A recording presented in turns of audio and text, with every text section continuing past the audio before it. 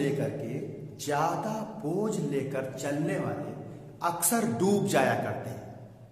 बोझ चाहे फिर सामान का हो या अभिमान का हो। गुड इवनिंग, मैं हूं भानु भदौरिया और आप देख रहे हैं अपना प्यारा चैनल कोरोना फिजिक्स।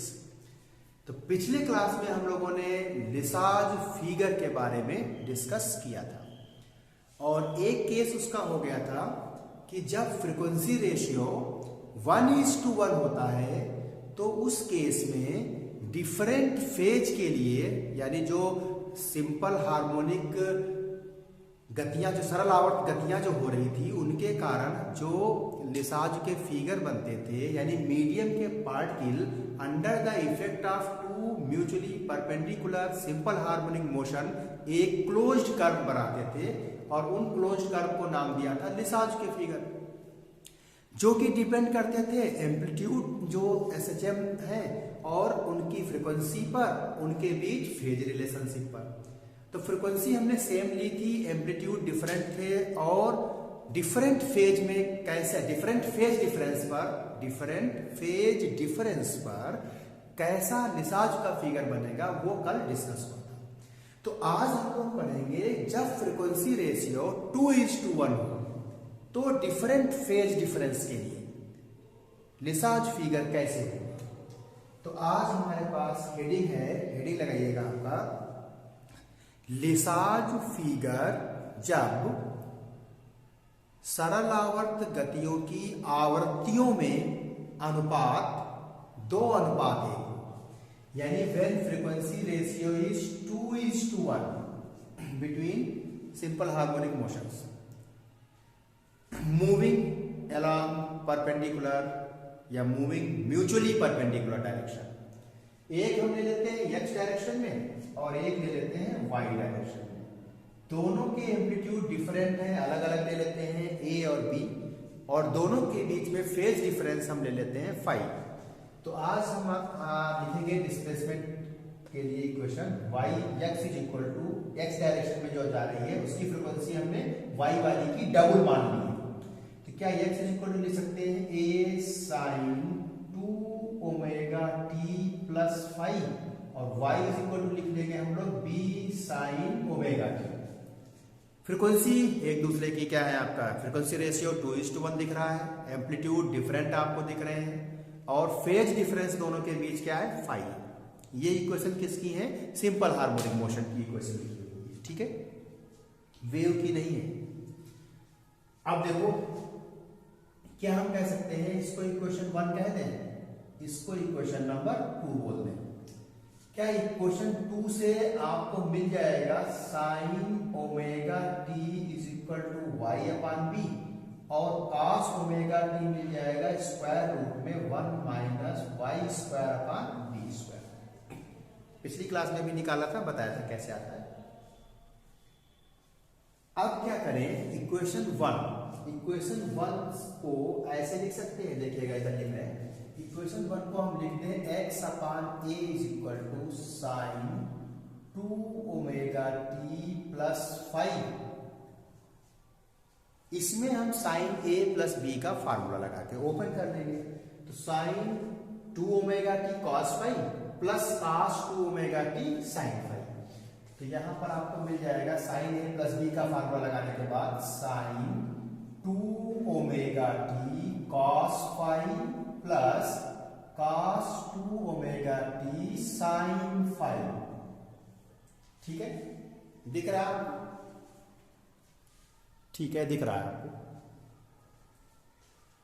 क्या साइन 2ωt को हम लिख सकते हैं 2 sin ωt cos ωt और ये cos phi plus cos 2ωt को बोलो क्या लिख सकते हो, cos 2ωt को क्या लिख सकते हो, 1 माइनस क्या लिख सकते हो, 1 - 2 sin स्क्वायर ωt। सही बोला, yes are no? cos 2ωt को क्या लिख सकते हो, 1 - 2 sin स्क्वायर ωt।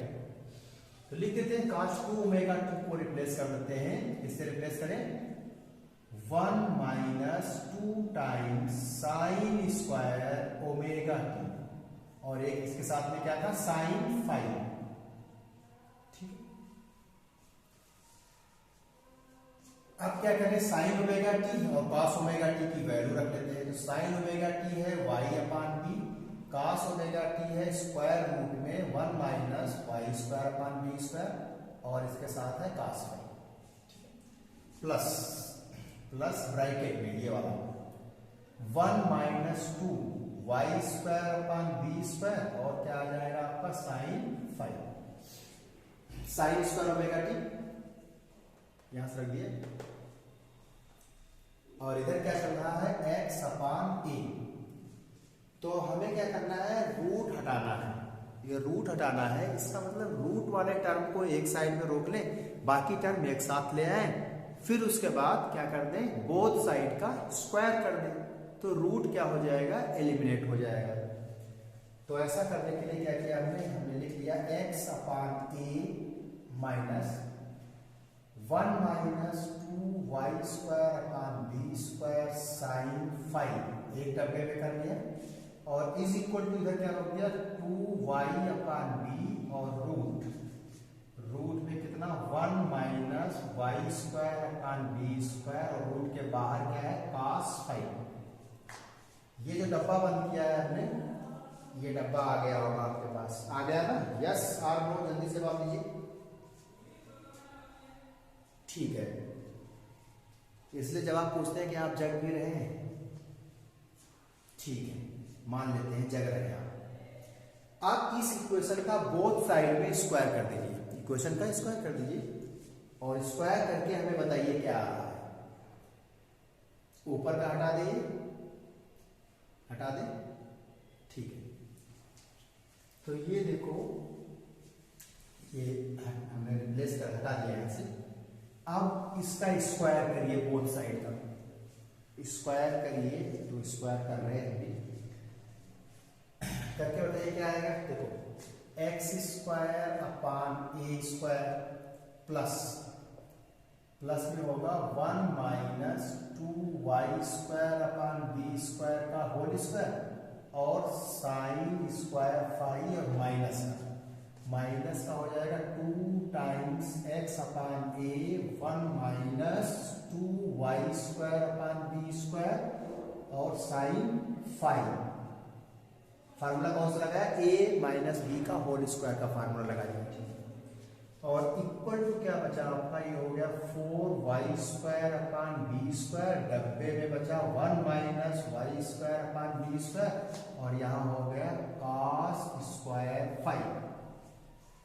सही लिखा, सही लिखा,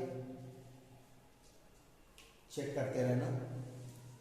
अब क्या करें, इसका भी स्क्वायर कर लें, इसका भी स्क्वायर कर लें, फिर उसके बाद आप अरेंज करके बताओगे कि यार ये इक्वेशन।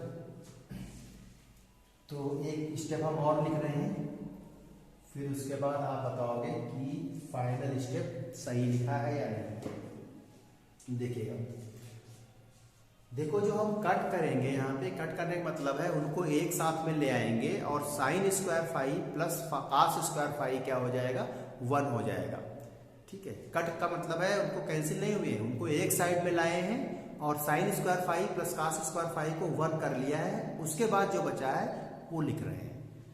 ठीक है, ऐसा करेंगे जहां पे कट करेंगे, तो ये मत पूछना कट क्यों कर दिया।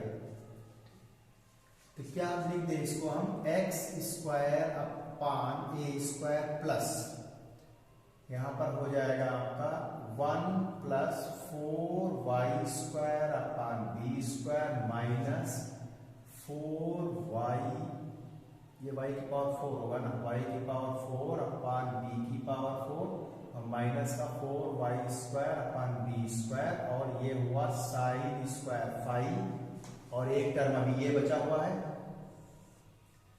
तो ये टर्म हम यहां लिख रहे हैं माइनस का, लिखे दे रहे हैं, ये वाला टर्म जो है ये यहां लिख रहे हैं, ये वाला टर्म, तो ये हो जाएगा 2x upon a sine phi, और प्लस का हो गया 4 y square upon B square, और sine square phi is equal to, यहां देखिएगा ब्रैकेट ओपन कर दे रहे हैं, इधर से ये जाएगा, इधर से cos स्क्वायर आएगा, तो ये हो जाएगा 4y square upon B square cos square 5 और माइनस 4y की पावर 4 अपान बी की पावर 4 cos स्क्वायर 5। चेक करिए सही लिखा, चेक कर लीजिए, ठीक है।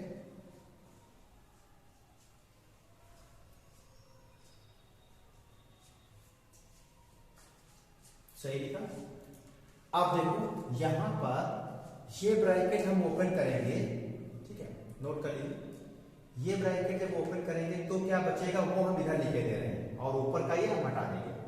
तो इधर हम लिख रहे हैं x square upon a square plus sine square 5 plus 4y की पावर 4 अपान बी की पावर 4 साइन स्क्वायर 5 और माइनस वाला ये टर्म बचेगा माइनस का 4y स्क्वायर बी स्क्वायर और साइन स्क्वायर 5। ये टर्म हमने यहां लिख दिया है। अब ये इक्वेशन इस समय हमारे पास है, कंप्लीट है।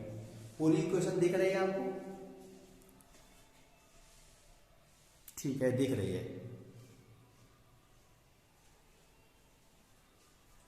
अब देखो जिनको हम एक साथ लिखेंगे, जिनको एक साथ लिखेंगे उनको हम कट करने जा रहे हैं, ठीक है। और यहाँ पे दो टाइप के टर्म है, एक y square upon B square के साथ है, एक वाई की पावर 4 अपान बी की पावर 4 के साथ है, ठीक है। तो दोनों को अलग तरीके से कट करेंगे। देखो जो ये टर्म है, ये माइनस वाला टर्म जब इधर आएगा तो इसके साथ मिलेगा, यानी ये टर्म इसके साथ मिलेगा, तो ये प्रोवाइड कर देगा 4y की पावर 4 अपान b की पावर 4। सही है, ठीक है। और जब ये टर्म आएगा और इसके साथ मिलेगा, माइनस कॉमन ले लेंगे, तो ये जो आपका ये दोनों टर्म मिले हैं, ये दोनों टर्म मिल करके दे देंगे 4y square upon B square, क्योंकि sine square 5 plus cos square 5 क्या हो जाएगा 1, ठीक। बाकी आप कहीं नहीं मिल पा रहे हैं, तो अब हमारे पास जो इक्वेशन आएगी वो हो जाएगी, देखो कुछ और तो नहीं मिल रहा, नहीं मिल रहा शायद, चलिए देखते हैं क्या बच रहा। हमारे पास इक्वेशन बची x square upon a square plus sine square 5 और प्लस का 4y की पावर 4 अपान बी की power 4 minus 4y square upon B square minus 2x upon a sine 5, ठीक है। और क्या बचा, प्लस का 4y square upon B square sine square 5 equal to 0। देखो क्या इतना बचा आपके पास, मन की आंखों से देखो इतना बचा।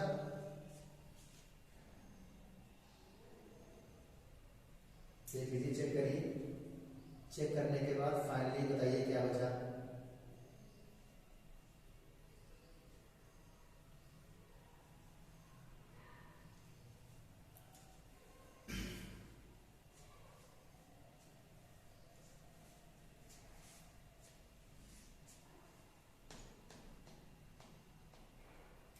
नोट कर लिया होगा सर। अब हम ऊपर लिखेंगे, ठीक है, यहां से हटा दें, दिख रहा होगा सबको ये लाइन पूरी, ऊपर का पोर्शन हटा दें, हटा दें, ठीक है।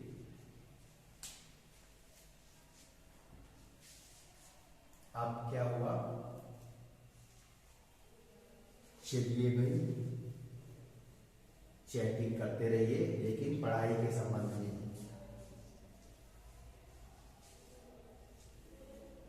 अब देखो यहां से कुछ हमें दिखने लगा है, देखो अगर ये इतना टर्म हम ले ले एक साथ, देखो ये लौकी के अंदर जो हमने रख दिया है, लौकी दिख रही है ना, लौकी बन गई, कद्दू लौकी जो भी समझे, तो इसमें देखो जो टर्म दिख रहे हैं, क्या ये इनको हम लिख सकते हैं, क्या लिख सकते हैं, x upon a minus sign five का होल स्क्वायर।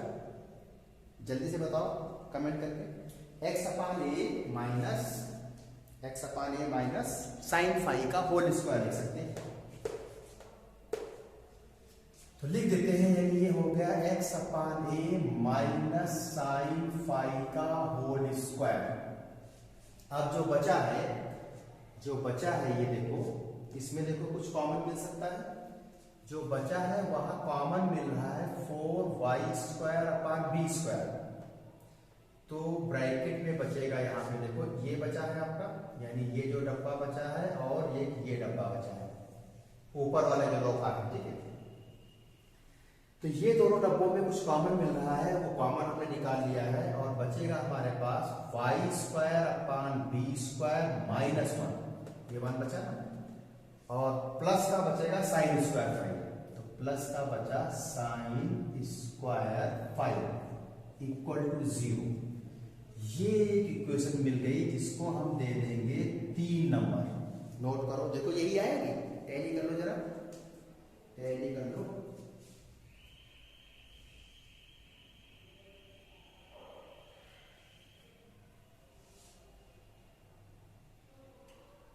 कुछ छूटा तो नहीं है? कुछ छूटा हुआ लग रहा है। यहां पर शायद कुछ छूट तो नहीं गया है।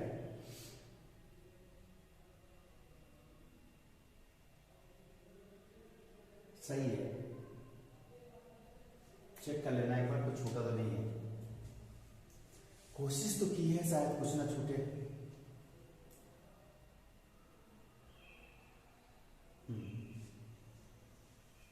इससे पीछे वाले यहां से गायब हो चुकी है, कौन सी थी हमें ध्यान नहीं। ठीक है, चलो मान लेते हैं ये क्वेश्चन। तो क्या आप देखो, किसी ने कोई कमेंट किया कि छूटा है? नहीं छूटा, सही चल रहे हैं, शायद सही चल रहे हैं लोग। चेक कर लो एक बार जरा, पीछे से एक बार चेक कर लो क्या सही चल रहे हैं लोग।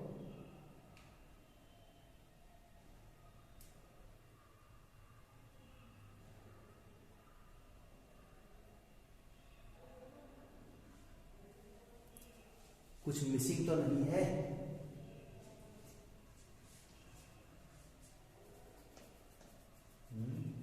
कुछ मिसिंग तो नहीं चल रहा है, शायद यहां पर भी कुछ होना चाहिए। x अपान ए तो नहीं छूटा हुआ चल रहा है, एक शायद x अपान ए यहां से छूट गया है। आप पीछे से जरा चेक कर लेना, हो सकता है यहां से x अपान ए छूट गया हो, शायद यहां पर आना चाहिए। चेक कर लेना एक बार, पीछे जो चला रहा है हो सकता है यहां पर x अपान ए आ रहा हो। तो अगर यहां आ रहा होगा तो यहां पर भी आप x अपान ए नोट कर लेना, एक बार चेक कर लेना पीछे से। अब मैं दोबारा नहीं चेक करूंगा इतना लंबा। तो ये अगर आ रहा हो यहां पर x अपान ए, तो यहां पर भी x अपान ए बढ़ा देना, ठीक है। तो ये इक्वेशन हमें मिल गई। अब इस इक्वेशन में डिफरेंट फाई के लिए हम देखते हैं कि ये इक्वेशन किसमें कन्वर्ट होती है। डिफरेंट फाई के लिए ये इक्वेशन किसमें कन्वर्ट होती है। तो फाई इज इक्वल टू 0 से लेके चलते हैं, तो फाई इज इक्वल टू 0 से लेकर चलते हैं। तो एक काम कर लीजिएगा, यहां अगर x अपान ये आ रहा हो तो यहां बढ़ा लीजिएगा, ध्यान से देख लीजिएगा, एक बार चेक कर लीजिए अपना। आ रहा हो तो बढ़ा, कमेंट कर दीजिएगा आ रहा है, तो बाकी लोग भी चेक कर लेंगे, बढ़ा लेंगे यहाँ पे। तो मान लेते हैं आ रहा है, यहां बढ़ा के चल रहे हैं। नहीं आ रहा होगा तो हटा दीजिएगा, वैसे आ रहा है ऐसा।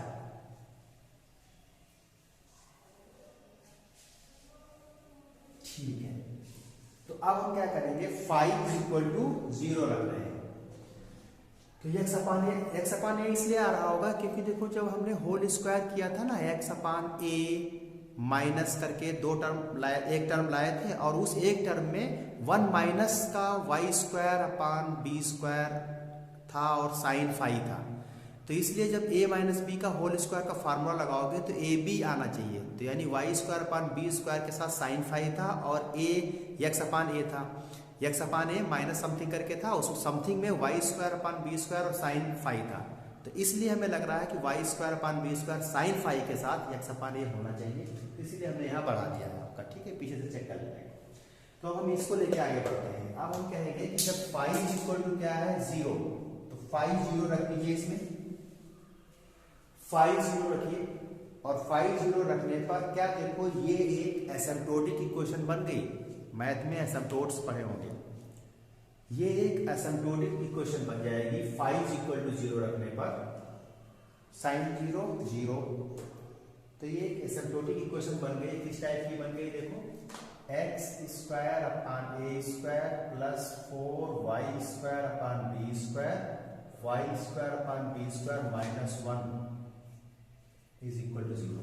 चेक करो, देखो फाई बराबर 0 पर ये इक्वेशन आ रही है।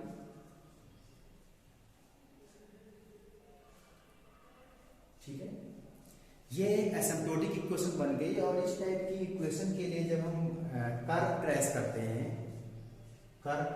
हैं, तो वो कुछ इस तरीके का आता है, यानी कर्व कैसा होगा, बंद होगा, क्योंकि रिसाजू की फिगर क्या है, बंद कर्व जो बनता है आपका वही रिसाजू का फिगर होता है। तो इसमें कुछ ऐसा बनेगा आपका कर्व जो एसिम्प्टोटिक ये है, इस तरीके से आपका ये यहां से इस तरीके से, थोड़ा सा छोटा और कर दें, दिख रहा है आपको, बोर्ड पे दिख रहा है, बोर्ड क्लियर दिख रहा है आपको। एक एसिम्प्टोटिक इक्वेशन बनेगी, लगभग 8 जैसा बनता है, बट 8 नहीं होता है, जो 8 बनता है वैसा बनता है, लेकिन वो ओरिजिन से नहीं जाएगा, कुछ इस तरीके का बनेगा आपका। क्रॉस कर लें, ये इस तरीके का देखिएगा ध्यान से, ऐसा ये, और इधर भी ऐसा है, यानी इस तरीके से अगर हम बनाएं, थोड़ा सा सही कर दें, प्रॉपर वे में कर दें। ये आपका है, ठीक है, ये हो गया, ये क्रॉस ले लिया, ये, तो ये आपका कुछ कर्व ऐसा बनता है ये, और इस तरीके का। अब आप स्मार्ट तरीके से इसको बंद कर लीजिएगा।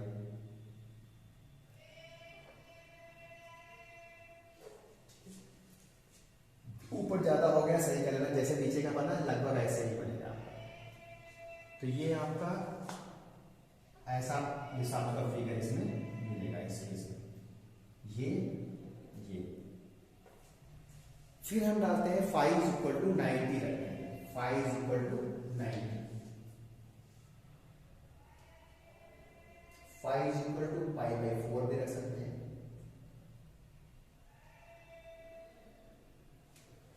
तो फाई इज इक्वल टू हम 90 रखेंगे, तो रख दीजिए phi is equal to 90। Phi is equal to 90 रखने पर आपके पास इक्वेशन क्या आ गई होगी,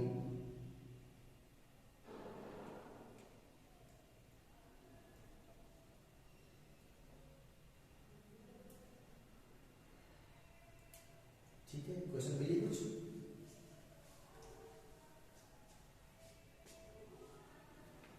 क्या मिली इक्वेशन, चलिए फाई इज इक्वल टू जब हम इसमें रखेंगे कितना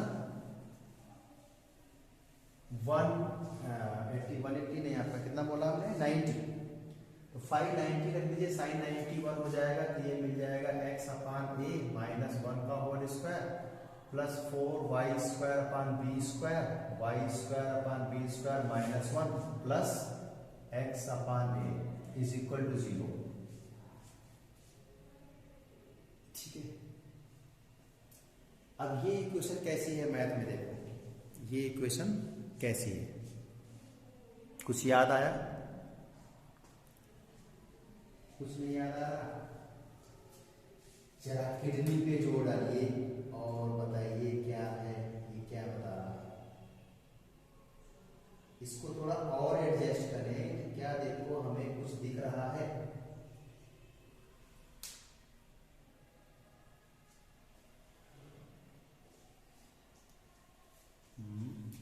इसको अगर हम ऐसे लिखते हैं, शायद ये लिखते हैं x upon a minus 1 plus 2y² का होल स्क्वायर क्या लिख सकते हैं, इज इक्वल टू 0। जरा इसको करके चेक करके बताइए क्या सही लिखा है, चेक करके बताइए यहाँ जल्दी से।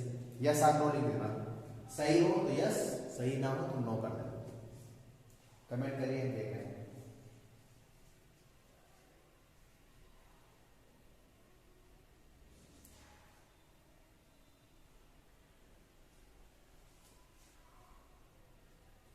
तो ये क्या दो परवलय की इक्वेशन हो जाएगी, जो एक के ऊपर एक होंगे,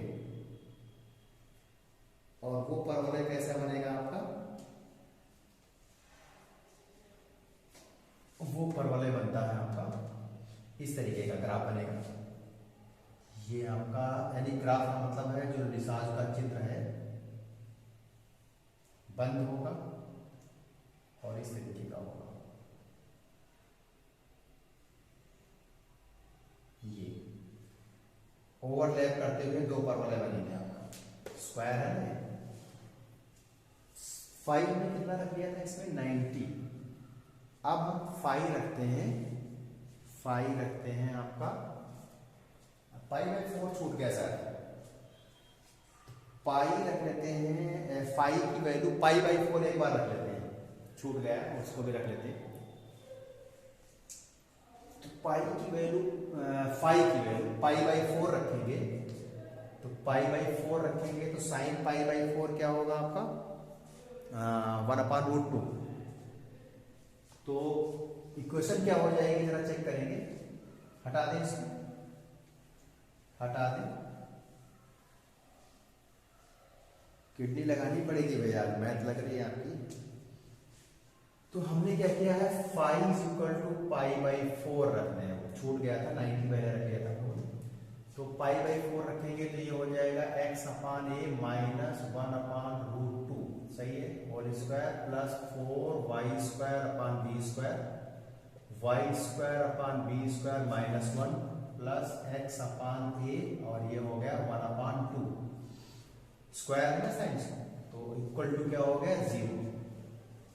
ये इक्वेशन भी एक एसिम्प्टोटिक इक्वेशन है, 1/2 यानी x/2 ये कर दें, ये भी इक्वेशन क्या है एक एसिम्प्टोटिक इक्वेशन है। और इस ये जो कर्व दिखाएगी वो जो 8 लिखा होता है ये 8 जैसा कर्व बनाएगी, यानी इस केस में लिसाज का फिगर कुछ ऐसा बनेगा।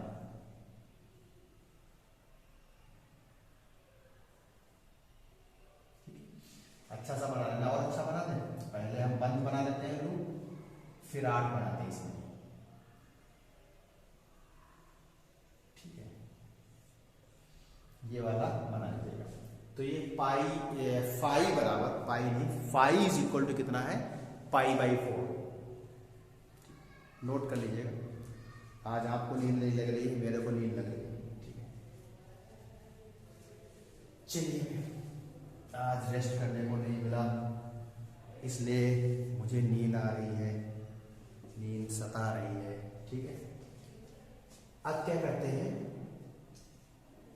90 तक पहुंच चुके थे शायद, अब हम रख रहे हैं 5 = 180, जहां रिपीटिशन मिल जाएगा वहां हम छोड़ देंगे, 5 चेंज करना, 5 180 रखिए, शायद रिपीटिशन मिल जाएगा, तो 5 = 180 पे रिपीटिशन मिल जाएगा, यानी आपका जो पहला केस था उस जैसा मिल जाएगा लिसाज का फिगर, और हम यहाँ पर 5 चेंज करना छोड़ देंगे। अब आपका क्या है कि लिसाज के फिगर कैसे बनाए जाते हैं, एक ऑप्टिकल मेथड है, तो हेडिंग लगा लीजिएगा, लिसाज चित्र निर्मित करने की विधि, और विधि हम लोग ऑप्टिकल मेथड पढ़ने जा रहे हैं, प्रकाशिक विधि, ऑप्टिकल मेथड। शायद आपको याद होगा कभी आपने स्वरित द्विभुज ट्यूनिंग फॉर्क नाम सुना है, 12th में एक्सपेरिमेंट भी किया होगा। कितने लोगों ने किया है, कितने लोगों ने नाम सुना है स्वरित द्विभुज ट्यूनिंग फॉर्क, ठीक है। तो इसमें क्या होता है, 2 स्वरित द्विभुज लिए जाते हैं, ऐसे बने होंगे ना आपका, देखो ये बनाया दे रहे हैं आपका, ये इस तरीके का कुछ होता है नजारा, देख लीजिएगा, ऐसा लगा होता है, ये स्वरित द्विभुज हो गया, देखा है ना ऐसा, बताइए भाई। देखा है अविरल है क्लास में आज।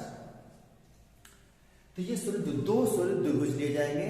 दो सोलिड द्विभुज में से एक सोलिड द्विभुज हम कहाँ रखेंगे, वर्टिकल प्लेन में, और एक सोलिड द्विभुज हम रखेंगे हॉरिजॉन्टल प्लेन में। यानी एक ऐसे रखा है तो दूसरा इस तरीके से रखा होगा। दोनों सोलिड द्विभुजों की एक एक भुजा में एक दर्पण लगा होता है आपका, समतल दर्पण। तो हमने कहा कि मान लीजिए इसमें यहाँ लगा हुआ है, यहाँ पे क्या समतल दर्पण लगा हुआ है। एक हम क्या करेंगे, ये वर्टिकल प्लेन में, दूसरा क्या होगा, हॉरिजॉन्टल प्लेन में होगा। दूसरा सोलिड त्रिभुज कहाँ होगा, हॉरिजॉन्टल प्लेन में होगा। अच्छा सा बना लेना। चलिए मेरा ऐसे ही बन गया, ठीक मान लेते हैं बन गया। अरे सोलिड त्रिभुज बनो भाई, ये त्रिभुजा क्यों बन रहे हो, सोलिड त्रिभुज है, मान लेते हैं बन गया। चलो ठीक है, ये बन गया। ठीक है, इसमें भी क्या है आपका एक, इसकी एक भुजा में भी क्या है आपका एक समतल दर्पण लगा है।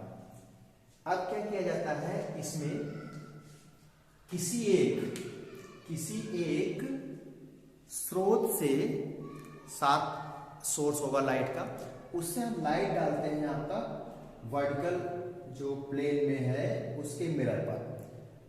अब ये मिरर से रिफ्लेक्शन होगा, रिफ्लेक्शन के कारण आगे स्क्रीन रखी होगी, उस स्क्रीन पे क्या होता है आपका स्पॉट एक मिलेगा। और वो स्पॉट कैसा होगा आपका, अगर हम इसको वाइब्रेट कराएं तो इस तरीके से वाइब्रेट होगा, तो इस तरीके से वाइब्रेट होगा, यानी जो स्पॉट मिलेगा स्क्रीन पर वो ऊपर नीचे जा रहा होगा। जैसे स्पॉट यहाँ मिला, अब ये पीछे बढ़ेगा तो स्पॉट ऊपर गया, आगे आएगा तो स्पॉट कहाँ आएगा, नीचे। तो वर्टिकल प्लेन में जो मिरर है उसके वर्टिकल प्लेन में जो ट्यूनिंग फॉर्क रखा हुआ है उसकी आर्म से अटैच मिरर से रिफ्लेक्शन के कारण जो स्पॉट स्क्रीन पर मिल रहा है, जब ये सोलिड द्विभुज वाइब्रेट कर रहा होगा तो वो स्पॉट वर्टिकल मोशन करेगा स्क्रीन पर। अब अगर हम करें कि हॉरिजॉन्टल पे इस पे डालें तो इससे जो रिफ्लेक्टेड स्पॉट होगा जब ये वाइब्रेट होगा तो उसका मोशन कहाँ होगा, हॉरिजॉन्टल डायरेक्शन में। अब अगर इन दोनों पर लाइट इंसिडेंट हो रही है और दोनों क्या है आपका वाइब्रेशन में है, तो क्या हम कहते हैं कि दोनों के कारण जो स्पॉट है वो म्यूचुअली परपेंडिकुलर डायरेक्शन में वाइब्रेट करेगा। एक ऐसे वाइब्रेट कर रहा होगा, एक ऐसे, दोनों एक साथ नहीं दिखा सकते, एक ये और एक इस तरीके से। तो क्या दो सिंपल हार्मोनिक मोशन हो गई म्यूचुअली परपेंडिकुलर, तो लिसाज के फिगर बन जाएंगे। अब जो फिगर बनता है वो डिपेंड करता है कि जो ये SHM है, यानी जो स्पॉट मोशन कर रहा है उसकी एम्पलीट्यूड में क्या रिलेशन है, फ्रीक्वेंसी में क्या रिलेशन है, और उनके बीच फेज डिफरेंस क्या है। यदि हम कहते हैं कि फेज डिफरेंस π/4 है और फ्रीक्वेंसी रेशियो 2:1 है, एम्पलीट्यूड डिफरेंट है, तो स्क्रीन पर हमें 8 जैसा आकृति दिखाई देती है। यानी स्क्रीन अगर मान लो यहाँ पर बनी हुई है, थोड़ा सा इसको ऊपर कर लेना, यहाँ लाइट इंसिडेंट हुई, यहाँ से यहाँ गई, रिफ्लेक्ट होकर पर्दा यहाँ कहीं रखा हुआ है स्क्रीन, उस स्क्रीन पे हमें लेटर 8 जैसा दिखाई देगा।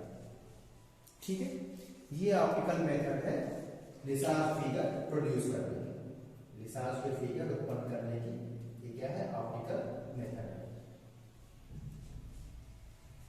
8 अच्छे से बना लेना, हम ऐसे बना दिया आज। ठीक है, अब क्या करेंगे, ये तो हो गई थी मेथड लिसाज के चित्र बनाने के या लिसाज फिगर जो है ऑपरेट करने के लिए।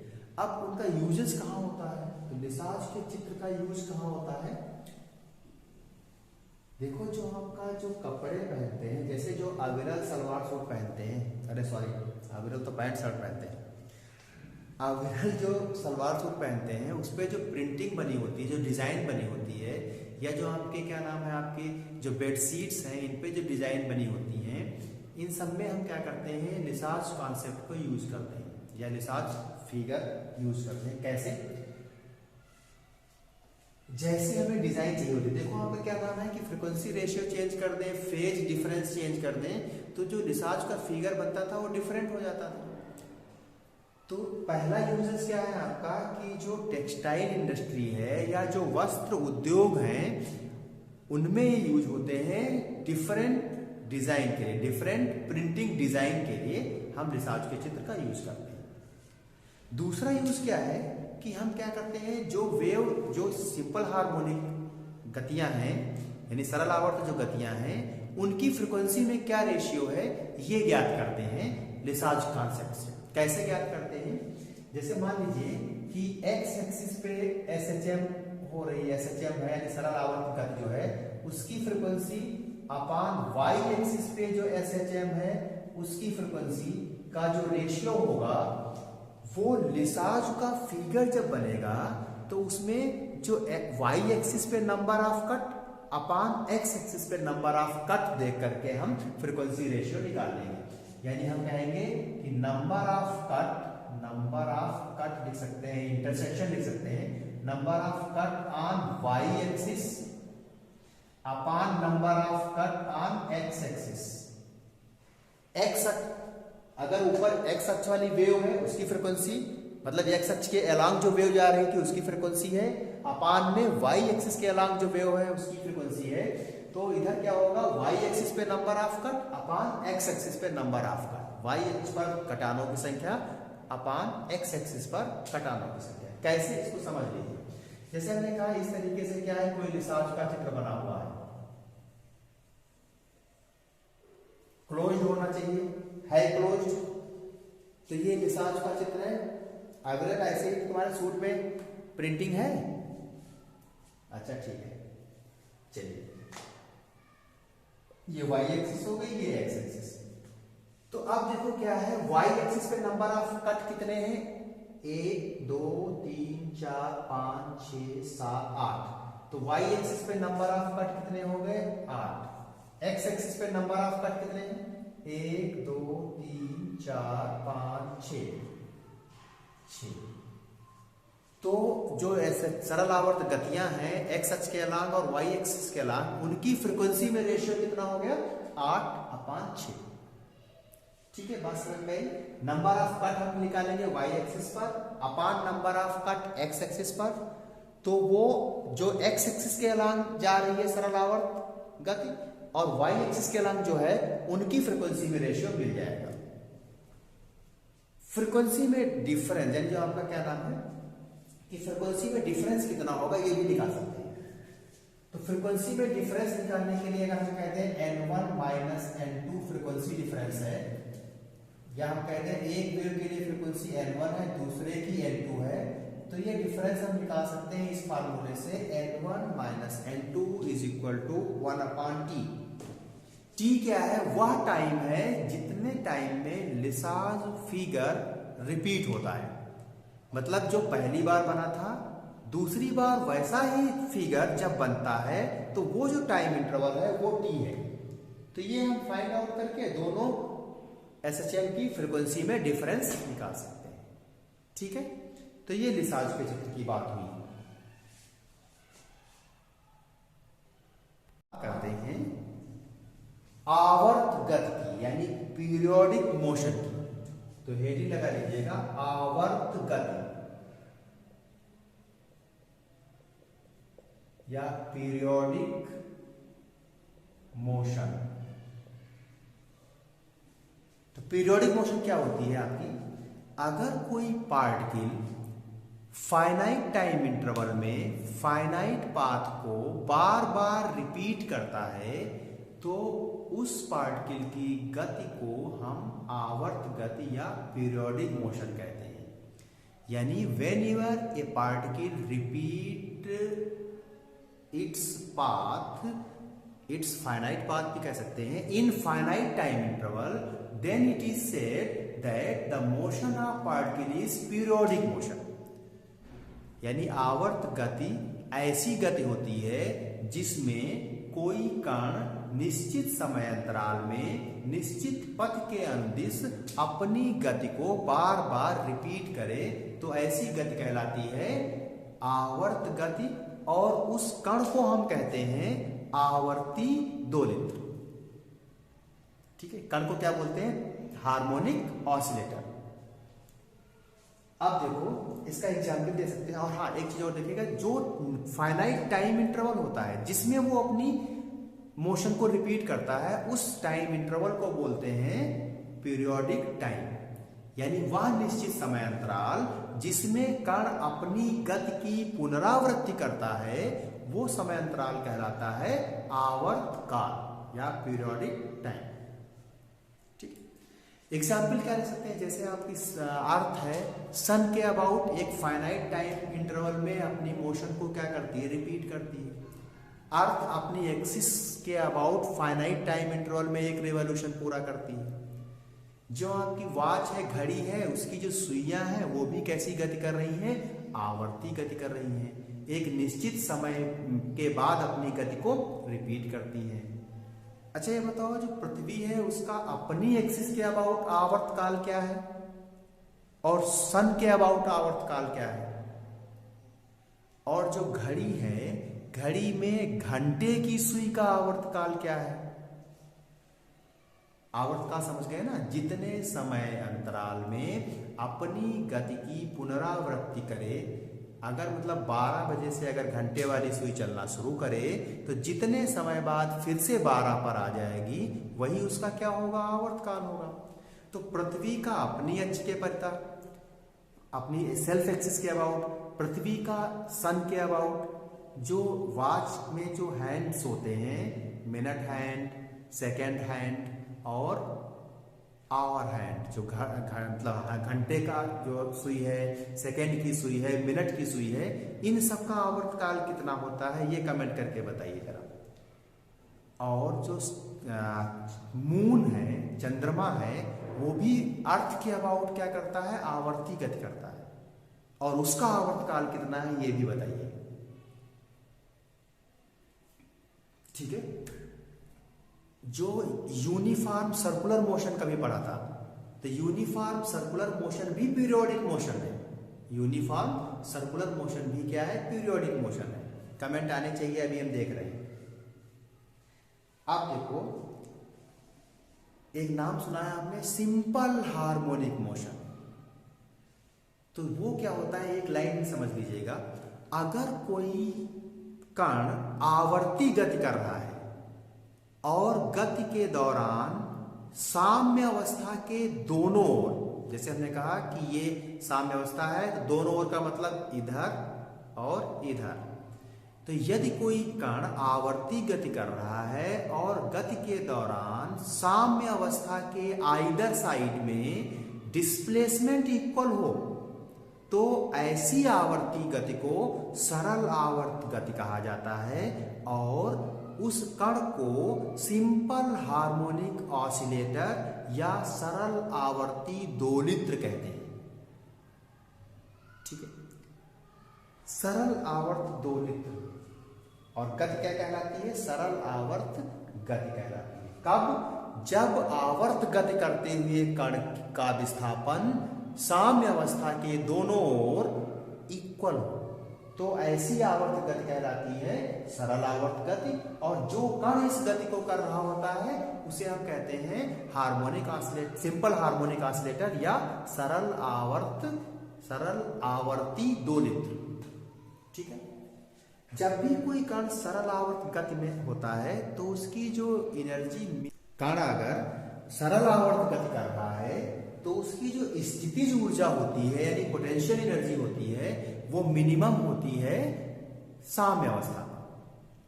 यदि हम कह दें कि जो सरल आवर्त गति कर रहा है कण, उसकी स्थितिज ऊर्जा दूरी का फलन है, यानी f(x), u is equal to function of x। तो अब हम साम्य अवस्था के अबाउट अगर इसे हम टेलर थ्योरम लगाकर प्रसारित करें, यानी एक्सपेंड करें, तो हम इसको लिख सकते हैं u is equal to u not plus something constant x square upon factorial 2 plus something constant x cube upon factorial 3 plus dot dot plus dot dot. Displacement क्या होता है, जो ये x है ये साम्य अवस्था से क्या है, डिस्प्लेसमेंट है। तो अगर हम कह दें कि ये बहुत कम है तो हायर पावर को हम छोड़ देंगे, तो हमारे पास क्या बचेगा, u is equal to u not plus k x square upon factorial 2। Factorial 2 क्या हो जाएगा, 1 इंटू 2 यानी 2। तो अब हम क्या करें कि फोर्स आपको याद होगा F इज इक्वल टू होता है माइनस का डेवर u अपॉन डेवर x, या आपने बताया था हमने F इज इक्वल टू क्या होता है माइनस का ग्रेड u। ठीक है, तो क्या हम कह सकते हैं कि F कितना हो जाएगा, F हो जाएगा माइनस का kx। F कितना मिल जाएगा यहां से, माइनस का kx। k को हम जो कांस्टेंट है इसको हम बोलते हैं आपका फोर्स कांस्टेंट, बल्य कारक। x क्या है, इक्विलिब्रियम से विस्थापन है। f क्या है, कण पर लगने वाला फोर्स है। तो क्या यहां से देखो एक कंडीशन मिल गई कि f प्रोपोर्शनल टू x यानी माइनस x, यानी हम कहते हैं कि अगर कोई कण सिंपल हार्मोनिक मोशन कर रहा है तो उस कण पर जो फोर्स लग रहा होगा, रिस्टोरिंग फोर्स जिसको प्रत्यानयन बल कहते हैं, यानी जो पार्टिकल को साम्य अवस्था में लाने का प्रयास कर रहा हो, वो बल क्या होगा, विस्थापन के अनुक्रमानुपाती होगा और विपरीत होगा। अगर साम्य अवस्था से डिस्प्लेसमेंट इधर है तो फोर्स कहां लगेगा आपका, साम्य अवस्था की ओर लगेगा, क्योंकि डिस्प्लेसमेंट इधर हुआ है तो इसके क्या होगा, अपोजिट होगा, और हमेशा कहां लगेगा, साम्य अवस्था की ओर। तो अगर किसी कण पर बल विस्थापन के अनुक्रमानुपाती एवं विपरीत होता है, यानी if the force acting on A particle is proportional to the displacement and opposite to the displacement, then it is said that the particle is in SHM। यानी सिंपल हार्मोनिक मोशन के लिए कंडीशन हो गई कि force displacement के proportional होना चाहिए और अपोजिट होना चाहिए। तो ये कंडीशन, इसको हम बोलते हैं सिंपल हार्मोनिक मोशन की कंडीशन। ठीक है, नोट कर लीजिए जरा। अब हम क्या करते हैं, एक टॉपिक और पढ़ लेते हैं कि सिंपल हार्मोनिक मोशन की डिफरेंशियल इक्वेशन क्या है। सिंपल हार्मोनिक मोशन की डिफरेंशियल इक्वेशन पढ़ लेते हैं। तो देखो अभी अभी हम लोगों ने कंडीशन पढ़ी है कि अगर आपका x डिस्प्लेसमेंट है इक्विलिब्रियम से, तो एक सिंपल हार्मोनिक मोशन की कंडीशन क्या है कि f क्या होना चाहिए, f होना चाहिए माइनस का kx। f क्या होना चाहिए, माइनस का kx। लेकिन अगर न्यूटन्स लॉ लगाएं, सेकेंड लॉ, तो f क्या लिखेंगे हम, f इज इक्वल टू होता है ma, और डिस्प्लेसमेंट x है तो एक्सेलरेशन लिख सकते हैं d2x अपॉन dt स्क्वायर। इन दोनों इक्वेशन को अगर हम इक्वेट कर लें तो क्या हम लिख सकते हैं d2x upon dt square plus k upon mx is equal to 0। k upon mx is equal to 0। इन दोनों को इक्वेट कर लो, अरेंज करके ये लिखा। k अपॉन m को हम ओमेगा स्क्वायर सपोज कर लेंगे, k अपॉन m को हम लेट कर लेते हैं ओमेगा स्क्वायर, और इक्वेशन ये कन्वर्ट हो गई d2x upon dt square plus omega square x is equal to 0। यही इक्वेशन कहलाती है आपकी SHM की डिफरेंशियल इक्वेशन, सरल आवर्त गति की अवकल समीकरण। जब भी ऐसी कोई अवकल समीकरण आपको मिले तो वो क्या रिप्रेजेंट करेगी, वो रिप्रेजेंट करेगी सरल आवर्त गति। वो क्या रिप्रेजेंट करेगी, सरल आवर्त गति। कितने ऑर्डर की है, सेकंड ऑर्डर की है। किस वेरिएबल में है, x में है। जब भी इस टाइप की इक्वेशन मिलेगी वो क्या रिप्रेजेंट करेगी, सिंपल हार्मोनिक मोशन। अब हम इसका हल पढ़ेंगे, सॉल्यूशन इस डिफरेंशियल इक्वेशन का पढ़ेंगे, फिर हम सिंपल हार्मोनिक मोशन में काइनेटिक एनर्जी, पोटेंशियल एनर्जी कितनी होगी, टोटल एनर्जी कितनी होगी, ये सब नेक्स्ट क्लास में पढ़ेंगे। ठीक है, गुड नाइट।